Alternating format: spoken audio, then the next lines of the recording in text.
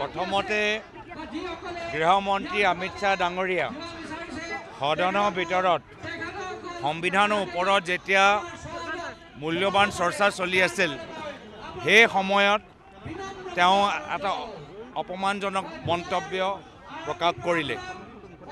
আজি দ্বিতীয়বাৰ বিজেপিয়ে ডক্টৰ বাবা সাহেব আম্বেদকাৰক অপমান কৰিবলৈ আৰম্ভ কৰিছে।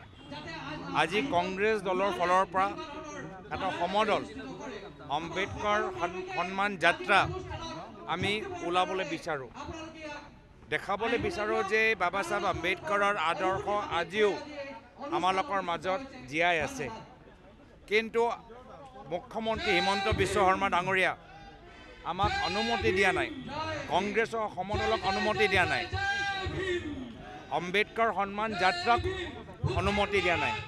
তাৰ মানে যে তেওঁলোকে আকৌ তেওঁলোকৰ যে দম্ভালি বা তেওঁলোকৰ যে ক্ষমতা, তেওঁলোকে নিজকে ডক্টৰ বাবা সাহেব আম্বেদকাৰকে আৰু বেছি শক্তিশালী যে ভাবে, সেইটোৱে তেওঁলোকে প্ৰমাণ কৰিছে। আজি দ্বিতীয়বাৰ বিজেপি অসমৰ ভিতৰত আজি ডক্টৰ বাবা সাহেব আম্বেদকাৰক অপমান কৰিছে। চাওক, সকলোৱে জানে যে এইটো আম্বেদকাৰ সন্মান যাত্ৰা, ইয়াতো শান্তিপ্ৰিয় এটা যাত্ৰা, ইয়াতো মানুহৰ মাজত আম্বেদকাৰ আদৰ্শ লৈ যোৱা যাত্ৰা।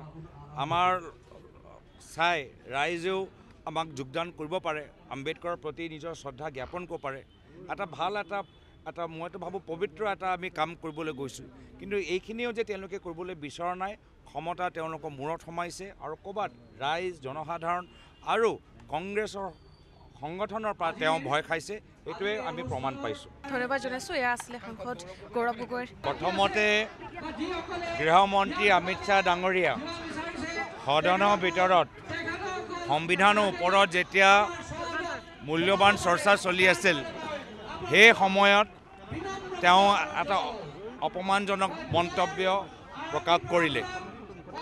আজি দ্বিতীয়বাৰ বিজেপিয়ে ডক্টৰ বাবা সাহেব আম্বেদকাৰক অপমান কৰিবলৈ আৰম্ভ কৰিছে। আজি কংগ্ৰেছ দলৰ ফালৰ পৰা এটা সমদল আম্বেদকাৰ সন্মান যাত্ৰা আমি ওলাবলৈ বিচাৰোঁ, দেখাবলৈ বিচাৰোঁ যে বাবা সাহেব আম্বেদকাৰৰ আদৰ্শ আজিও আমালোকৰ মাজত জীয়াই আছে। কিন্তু মুখ্যমন্ত্ৰী হিমন্ত বিশ্ব শৰ্মা ডাঙৰীয়া আমাক অনুমতি দিয়া নাই, কংগ্ৰেছৰ সমদলক অনুমতি দিয়া নাই, আম্বেদকাৰ সন্মান যাত্ৰাক অনুমতি দিয়া নাই। তাৰ মানে যে তেওঁলোকে আকৌ তেওঁলোকৰ যে দম্ভালি বা তেওঁলোকৰ যে ক্ষমতা, তেওঁলোকে নিজকে ডক্টৰ বাবা সাহেব আম্বেদকাৰকে আৰু বেছি শক্তিশালী যে ভাবে, সেইটোৱে তেওঁলোকে প্ৰমাণ কৰিছে। আজি দ্বিতীয়বাৰ বিজেপি অসমৰ ভিতৰত আজি ডক্টৰ বাবা সাহেব আম্বেদকাৰক অপমান কৰিছে।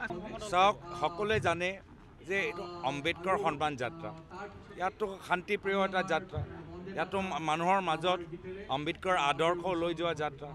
আমাৰ চাই ৰাইজেও আমাক যোগদান কৰিব পাৰে, আম্বেদকাৰৰ প্ৰতি নিজৰ শ্ৰদ্ধা জ্ঞাপন কৰিব পাৰে।